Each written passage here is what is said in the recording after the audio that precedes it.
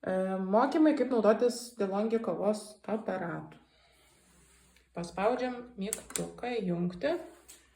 Ir čia matom baltą lemputę, turim palaukti, kol užsidegs žalia. Dabar su juodu šaukšteliu vieną šaukštelį kavos įdedame ir paspaudžiame taip, kaip parodyta. Tuomet kavą užsukome į aparatą iš kairės į dešinę ir sustojame ties viduriu. Tada padedame puodelį ir spaudžiame, sukame į dešinę, taip kaip parodyta, kad pradėtų gamintis kava.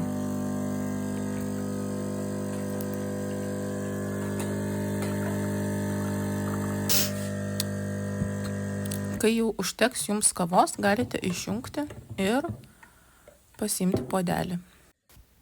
Norėdami pasigaminti pieno putos, pasukite rankenėlę į kairę ir kitą rankenėlę tenais į tą pusę ir galite plakti iki minutės, ne ilgiau, kol susiplaks jums tą pieno putą.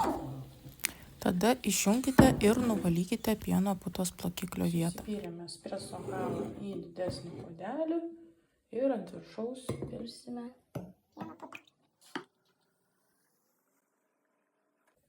Skanaus. Po naudojimo nepamirškite išvalyti apačios šito. Jeigu visai nebenaudosite, iškratykite kavą ir išjunkite paspaudę šį mygtuką.